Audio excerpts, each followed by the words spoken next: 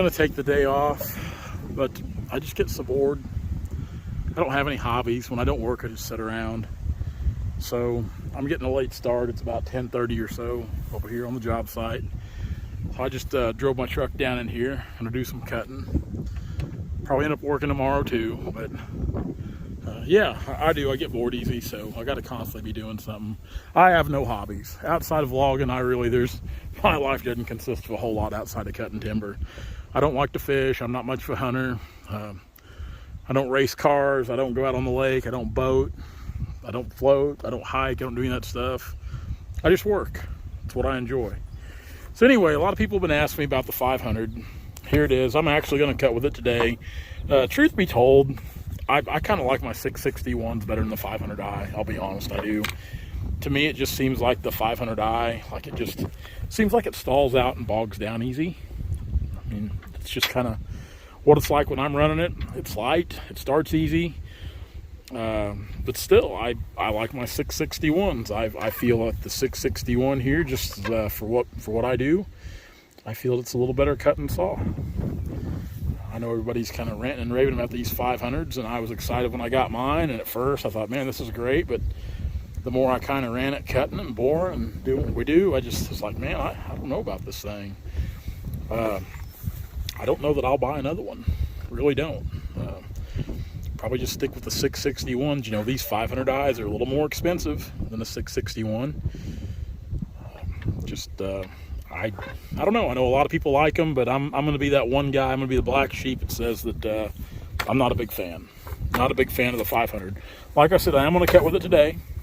We'll get some video of that. I'm going to go out here and try to tackle a few of these. These might not be even worth cutting.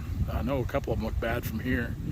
So we'll see what we can bring down. I know there's some trees down through here scattered out. So we're just gonna put some on the ground, kind of get ready for the week ahead. Monday is supposed to be some pretty nice weather, like highs of the upper 70s or low 80s compared to highs in the upper 90s, what it has been the last few days and what they're calling for today.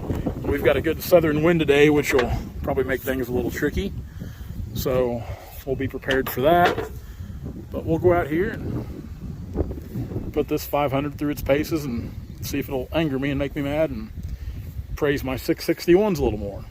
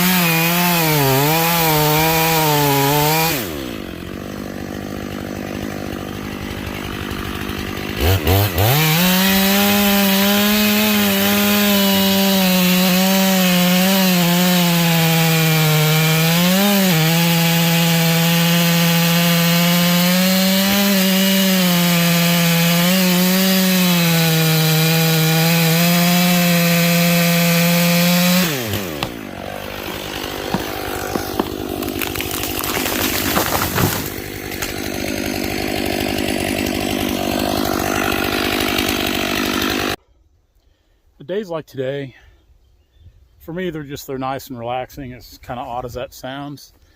I can kind of be out here. I can work at my own pace. I don't have a skidder or, dad or anybody else kind of breathing down my neck, you know, or me worrying about them to kind of hurry along. I can come out here and I can play around, and I can get trees on the ground. And to me, that's relaxing. It really is. Like I said, as odd as that sounds, it really is. It's nice to come out here and just kind of do what you enjoy. There's no feeling in the world like putting timber on the ground. There's really not. And, you know, every day that I get to do it, I consider myself extremely lucky, because it is a dangerous job. You know, you never know. You never know when, you know, it could all end, and it's that fast it could. So every day that I'm out here, I really, I appreciate, and I do. I mean, I'm extremely thankful I'm able to do what I've always wanted to do, and it does. It means a lot to me. So even though it's hot and it's a Saturday, and I probably should take a day off, because when you work days on end, week after week, it starts to get old. But I don't know. I enjoy it. I've always have enjoyed it. What makes it nice today is we've actually got a good breeze. So even though it is hot, we've got a little decent air blowing on us. And we're in the shade for now. That's all going to change here in just a little bit. But another thing, like, you know, like today with that axe, that Helko axe, hatchet, whatever you want to call it, I can kind of play around with it and play around with wedges and kind of play around with notches and hinges, and just, for me, it's kind of like a workout. So I can come out here and kind of hone my skills, or kind of work on my skills, or work on new techniques. And that's extremely important in a craft like this. It really is, because there's truly an art to falling timber. There's an art to falling timber and falling it properly, bringing it down without tearing the tree up, bringing it down with doing as little damage to your surrounding area and your residual trees as possible. And that's something, like anything, you know, to be good at it, you got to practice. You got to practice. You got to stay on top of that. So any chance that I get to come out here and put trees down, I'm pretty happy. So things are going pretty good today. We've cut a few that are a little ornery, but for the most part, not too bad. We've got two pretty good sized ones right here. Thing with these pasture trees, we said before, elements. See if we can flip around. So, see that old lightning scar right there, runs up the tree. This one over here has got a few as well. Of course, you can see some dead limbs in that tree as well, some snags. So hopefully these things cut out all right. Just lumber, no veneer, just lumber. Hardly any veneer on this job. A very little, less than 5% of this job's veneer. It's just a set of lumber trees. The word veneer gets thrown around way too loosely and way too much with people, and it like I said, it's just there's not much veneer here, just lumber. Hey guys, if you like what you see, be sure to like, comment, and subscribe to our channel for all of our latest videos.